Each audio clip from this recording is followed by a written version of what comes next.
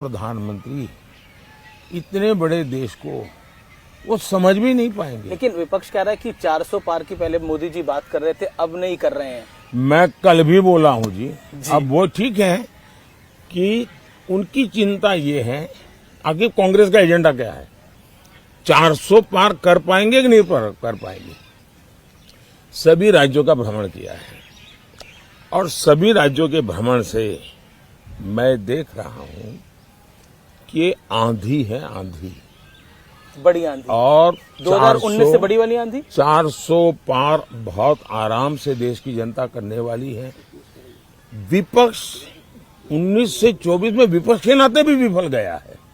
जो लोग विपक्ष के नाते भी विफल गए हो जी, उनको इतना बड़े देश का कारोबार कौन देगा। लेकिन एक सवाल मन में आता है कि बीजेपी ने 2019 के अंदर 303 सीटें अपने दम पर पाई।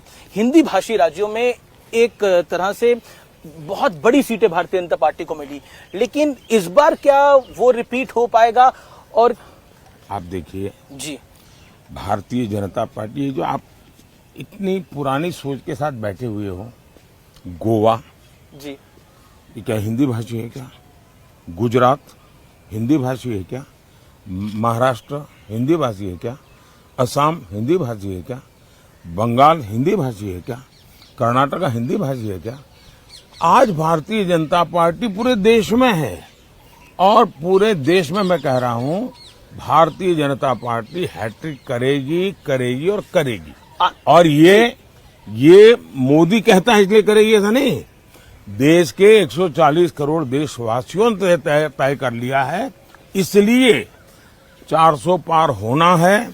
और भारतीय जनता पार्टी भी अपने सारे रिकॉर्ड तोड़ेगी और एनडीए भी अपने सारे रिकॉर्ड तोड़ेगी। तेलुगु स्टेट्स में आपको क्या लगता है? आंध्रा में, तेलंगाना, आंध्र एंड तेलंगाना जी, इस चुनाव में साउथ सबसे बड़ा सरप्राइज देगा।